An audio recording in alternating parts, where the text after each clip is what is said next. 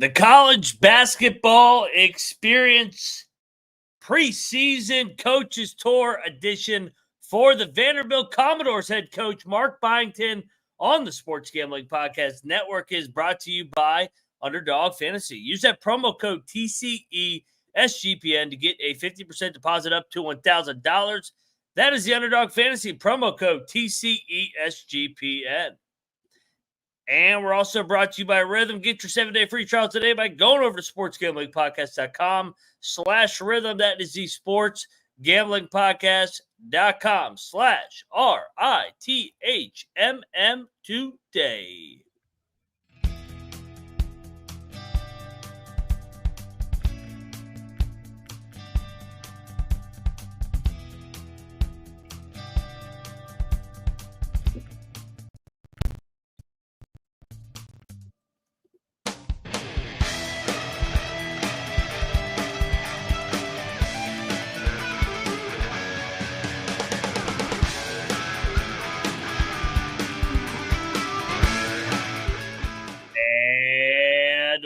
Welcome, everybody, into the college basketball experience preseason coaches tour, the final one on our schedule that we will be releasing here in a few minutes. Coach Mark Byington, the new head coach of the Vanderbilt Commodores, did an unbelievable job at James Madison. He was great at Georgia Southern, too, but it really was in the spotlight last year when JMU wins the Sun Belt, goes to the NCAA tournament, beats Wisconsin, before ultimately falling to Duke. Now he gets the Vanderbilt job, goes into a very, very competitive SEC. We talk about it all. He will be joining us here in a couple minutes. But first, I'm Moneyline Mac, a.k.a. the former video coordinator for Bob Huggins and Frank Martin.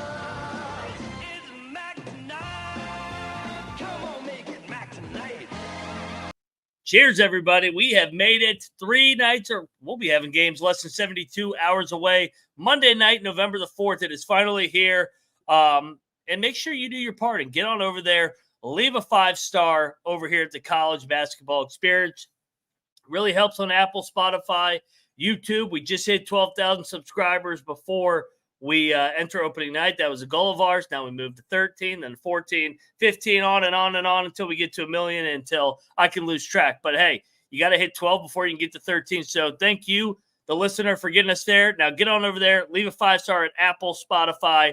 It really helps with the show and the content we're going to continue to bring you guys all season long. We got a lot of loaded stuff, a lot of really cool ideas that we are expanding on this network for this college basketball season, and we can't do it without you, the listener, so we thank you. And we're also brought to you by Underdog Fantasy. Use our sign-up code TCESGPN to claim your special pick and first-time deposit. Offer up to $1,000 in bonus cash.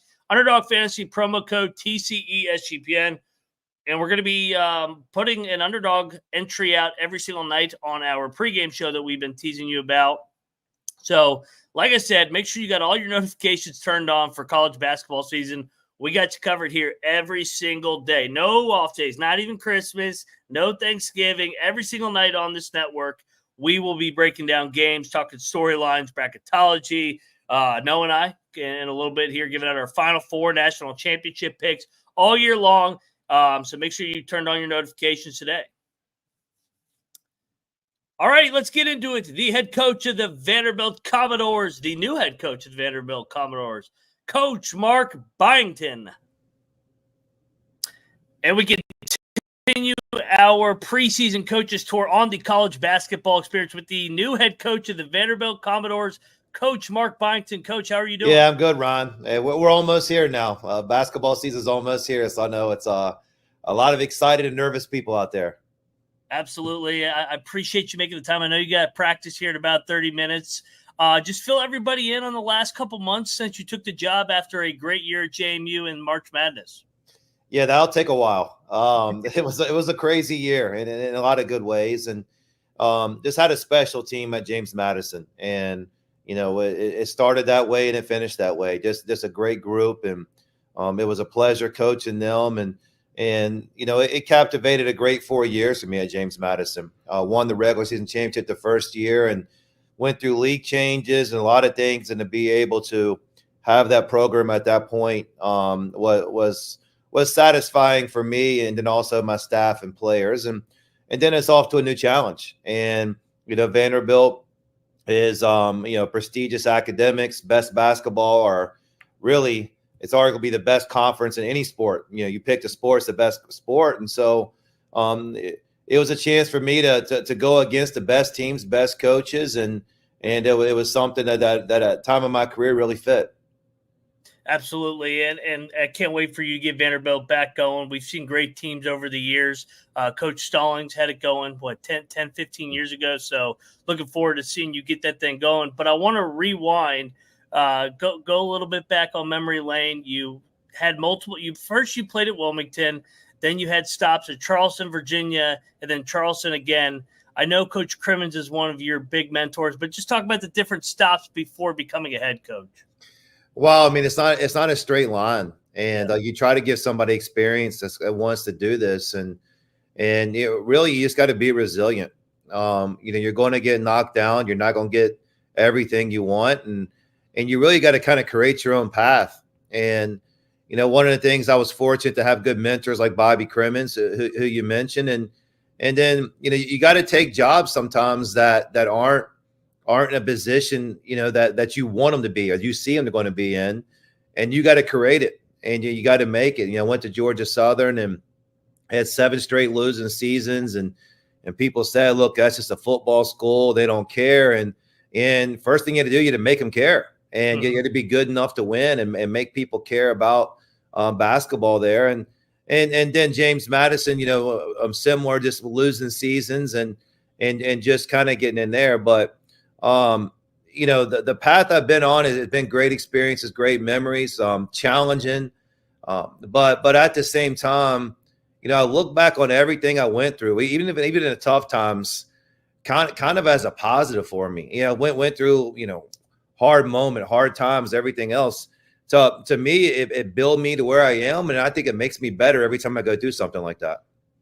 Absolutely. And I want to ask you about your 2 previous stops too, Georgia Southern, James Madison. You kind of just look at it year by year. It's a little bit more wins each and every year. JMU, I'm from the Virginia area, so I knew that JMU had the potential to be a good basketball program, and you took it to obviously a whole different level. 13 wins year 1, then 15, then 22, and then, of course, the historic year last year.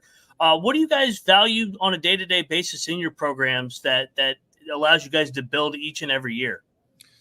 Well, I mean, we just had our staff meeting about an hour ago, and we just talked about, the buzzword's culture all the time. It is that, but we try to just clarify and make sure that we're staying on the right things.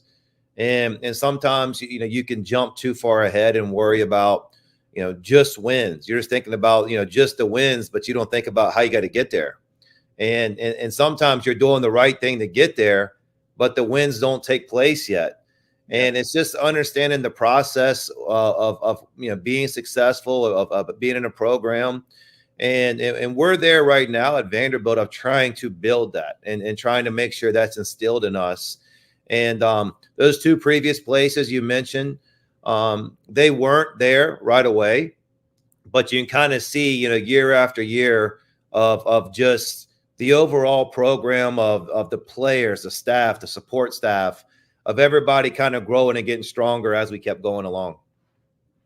Love it. And so you come over now to Vanderbilt. You're in the SEC, and I know the SEC gets the reputation of the great football league. It's obviously football is king down there, but basketball isn't too far behind. You look at some of the coaches, whether it's Bruce Pearl, Nate Oates, Rick Barnes, Buzz Williams, Chris Beard. You go down the list and the great programs. I know you haven't played a SEC game as the head coach of Vanderbilt yet or gone through the gauntlet, but what's your just initial thoughts coming into your first year in the SEC? Well, right away, you look at every single program, and in every single program or university or school is all in. Mm-hmm. And, and that's in every sport, but we'll talk about basketball where they went out and they hired one of the best coaches in the country. They went out and they're invested in it facility wise. So there's not any team in our league that you're sitting there saying, all right, struggling and they're not committed. Everybody's committed. And that's not everywhere, every league. I don't care power conference or not. That's not everywhere. But it is in the SEC. And, the fun keeps getting better. You had Oklahoma and Texas to the league too, so it didn't get easier in the offseason. It got more challenging. So I love it. I know it's going to be challenging. I know it's difficult, but at the same time, you're going to figure out, as a person, as a team, how good you are, what you're built, and you better learn along the way. If you keep learning along the way, you're hoping at some point you figure it out. And then for us, we hope it's quicker than later. Completely agree. And Coach, obviously taking over a program in the year 2024 is a lot different than 2014 or 2004, where you could build it, get freshmen. Now you can go out there right away, acquire talent via the transfer portal with the way the rules are set up. How did you go about attacking the offseason with the guys that you brought in via the portal? Yeah, we really only had one way to fill a roster. And, it's not the way that we want to do it every year. But we had to go all in on transfers. And that was just the only way we had a chance to be successful this year. And it is kind of the nature of the game right now. It's a common thing where a coaching change happens and guys just disperse and leave that roster and new guys are coming in. And, my goal is to build continuity here and bring in freshmen and have them, build them up along the way and then kind of fill in with transfers that we think needed. But the way we built it, there was only one returning player, scholarship player from the team last year at Vanderbilt. I brought one player from James Madison with me. So there's not a lot of continuity. And we're trying to build that. Now, there's a lot of roster changes with every teams. We're the extreme right now, but I don't want it to be that way every single year. Makes sense. And let me ask you, since the season tips off here in 3 weeks from today, I can't believe it's already here, but how do you how did you go about attacking your non-conference schedule? Because you want to get some wins in the books before the SEC play, but also challenge yourself at the same time. You guys got Cal, Virginia Tech, TCU from the high major level, Nevada and on a neutral floor. Just what went into your non-con schedule? Yeah, I mean, when you're doing the non-conference schedule, and there will be, we'll be more strategic as we go along. When we got here, we didn't have a roster, so we couldn't really put as much attention into the scheduling games. But when we did, what we try to do is try to have a schedule that will not hold us back from the NCAA selection committee. Mm-hmm. And there's certain things that they're preaching, and you got to play quad one games. And my only thing I really don't like about our schedule, I wish we had one more quad one. And we're going to have our opportunities. Obviously, SEC is going to almost be every single game is going to be quad one. But in your non-conference, you want to make sure it's going to give you a chance for Selection Sunday to get you there. And we had to mix and match with home games, mix and match with trying to find teams. And luckily, California came here. We got to go to TCU, coming back to Virginia Tech. And we're playing in the Charleston Classic, and that's going to be a bunch of challenging teams. Some of those teams aren't in power conferences, but they're power teams. We open up in Nevada, probably an NCAA tournament team. VCU's down there, Florida Atlantic. But then you also got, Miami, Oklahoma State, Seton Hall. So there's going to be a lot of them going to come our way. We're sure of it. Yeah, that Charleston Classic is always one of the premier events in the feast week, as they call it. Coach, you're headed into your 12th year as a Division I head coach after Georgia Southern and James Madison. As you go to your third spot now, I'm going to ask you this. How have you changed as a head coach in the last 12 years? Wow. I think I'm more nervous than I was going into my first year. And it's amazing. You kind of get beat up along the way, and you start out, and when you go from assistant to head coach, you have all this confidence. You're like, all right, this is going to work. This is going to work. And I'm ready for it. And you get to be a head coach, and you get humbled really quick. And it is true. If you're not humbled yet, you're about to be humbled. And so you kind of build those experiences along the way. And I try to keep my philosophies the same as with my year one. To me, it's invest in the players, invest in your team, and help them. And then things will take care of themselves. So certain things have changed. I'm hopefully smarter. hopefully, just kind of been through the different experiences have given me.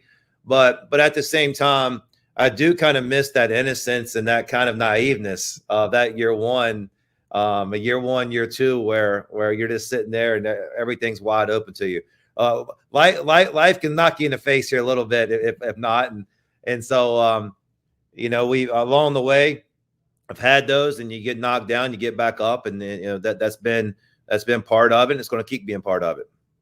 Absolutely. And I got two last questions for you before I let you head to practice. The first one, you've been there half a year. Nashville's one of my favorite places to visit. Great city, especially when they're bringing the goalposts into the river after they beat Alabama, which is absolutely fantastic. That was awesome. Yeah. But what makes the Vanderbilt job such a unique and special place to work day in and day out? Yeah, I think we really are just one of one. I don't think anybody else compares to us. Mm-hmm. And, we're elite academically. It's not just a good degree. It's a generational changing degree that you get at Vanderbilt. And we're finding, student athletes that appreciate that in the recruiting process. And then you mentioned Nashville. It's grown. Nashville has everything. It really does. It's got the entertainment. It's got the food. It's got diversity. It's got professional teams. It's got businesses. It's a great place to live day to day. And then the other thing is, we're in the SEC, so you're mixing academics. Basically one of the top 10 educations in the country, one of the best cities in the world, and then also the best conference. So it's a special place for me. And the last thing that is a big reason why I'm here, and I thought it was a great fit for me, is the administration. And our athletic director, Candace Story-Lee, and the people I work with day to day, they have a common vision, a common mission to get this program going, along with everything else. And right now you're seeing football, what they're doing in their success. And it's great to see. And it kind of lifts up everybody on campus. And we're hoping we do our part once winter gets here. Absolutely. Diego Pavia, everybody's is a Vanderbilt Commodore football fan. So looking forward to seeing you guys continue the momentum into the basketball season from what football has been able to do here these last couple of weeks. But, Coach, one last question. Head into year number one of the Mark Byington era at Vanderbilt. What's your message to the Commodore fans? Yeah, come around now. Watch us get better and better. And, it's going to be easier when the success is there. But come right now, and we need each other. I mean, I want Memorial Gymnasium to be just electric, and I want our home court advantage to help us win some games maybe we shouldn't win, and that just to make it one of the best environments in the country, which is going to be, and then be there at the ground floor, and then let's build this thing together. Can't wait for the season. Right around the corner, November 4th, everybody. Coach, thank you for stopping by the College Basketball Experience. Best of luck in your first season, and look forward to having you back on. Yeah, appreciate it, Ron. Thank you, man. Thanks, Coach. How about Coach Mark Byington of the Vanderbilt Commodores, man? Can't wait to see what year one is in store. He's got his work cut out for him, of course, because the SEC is going to be an absolute juggernaut. But, I mean, what he did at Georgia Southern, then James Madison, we know he's going to get that program going. The season kicks off for you Vanderbilt Commodore fans Monday night, November 4th against Maryland Eastern Shore. Then they got SEMO later that week, and then they got Cal, Jackson State. Then they got a neutral site game against Nevada, and can't wait to see what they look like come SEC play. I wanted to save Coach Byington for the finale of this Coach's Soar, just because he was our first high major Power 4, whatever the term is. And I know we're getting more of the casual college basketball fans coming back, diving into college basketball. We've been here all year long, so go on our YouTube page. Go check out our Coach's Tour. We hit close to 50 this offseason, whether it was Will Wade at McNeese. I mean, we had Hank Plona on from Western Kentucky, Eric Henderson from South Dakota State. We had a variety of coaches. Alan Huss down there at High Point, Dustin Kearns over at App State. We had a really good coaches from the MAC, whether it was Rob Senderoff, Jeff Bowles, Scott Nagy going over to Southern Illinois. Pat Scary's team is right there, predicted to win the CAA. over at Towson, John Kaufman at Fort Wayne. You go down the list, Brooke Savage at ETSU, and a really bunch of just really good coaches that are rising up in the ranks that are going to be future Power 5 coaches themselves. So I can't name all 50 off. Those are just the ones that popped into my head. Go check out all of Colby's Mountain West coaches previews too. So combined with us too, I would probably say we hit 50 to 60 coaches. Started late because I had to get married this summer. Next year, I promise you, I will get into triple digits, if not everybody. So appreciate you guys rocking with us this off season. Noah Beanick and I will be going live here in a half hour to dive in to our futures episode. So make sure you stay right here. We're not going anywhere. Sunday night, of course, we are previewing Monday's loaded slate. I got to pay the bills on the way out. Otherwise, I might not be here. We're brought to you by Rhythm over here at the College Basketball Experience. Get on over there. Get your model today. Stats, research, trend analysis, everything, baby. Went 24-3 in night one of the NBA. What do I like? I think I don't have a college basketball one yet for Monday. I'm saving it for Sunday night. I'll look over. Let's go with Ohio State against Penn State tomorrow in football. I like the Buckeyes. So get on over there, Rhythm. Claim your 7-day free trial today by going over to sportsgamblingpodcast.com/rhythm. That is the sportsgamblingpodcast.com/RITHMM. And we're also brought to you by BetUS. BetUS has been around for 30 years, easily depositable with cryptocurrency. Get on over there. sportsgamblingpodcast.com/BetUS. That is the sportsgamblingpodcast.com/BetUS. Promo code SGPN so they know we sent you. We are back over here at the College Basketball Experience. Want to thank Coach Byington. And before we get out of here, like I said, go check out all 31 of our conference previews. We broke down all 364 teams. If you're just tuning in now, knowing that the pick show starts here on Sunday night, and we also have a pregame show every single night for you guys. So content coming out of our ass for you guys all year long. Can't wait for the season, man. That's why we do it. It's why we grind in the off season, so that we can have fun from November 4th all the way to San Antonio in April.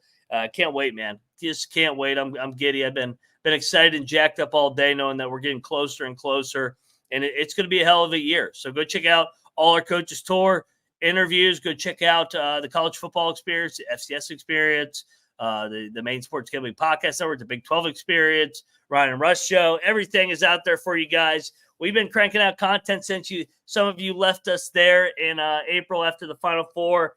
Can't wait to have you back all the way through San Antonio this year. See you guys in about 20 minutes with Noah Beanick. This has been another edition of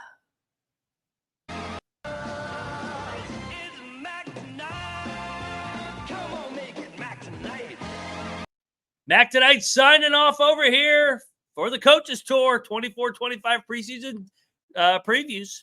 You better start thinking about yours. And we are out of here. Let's go.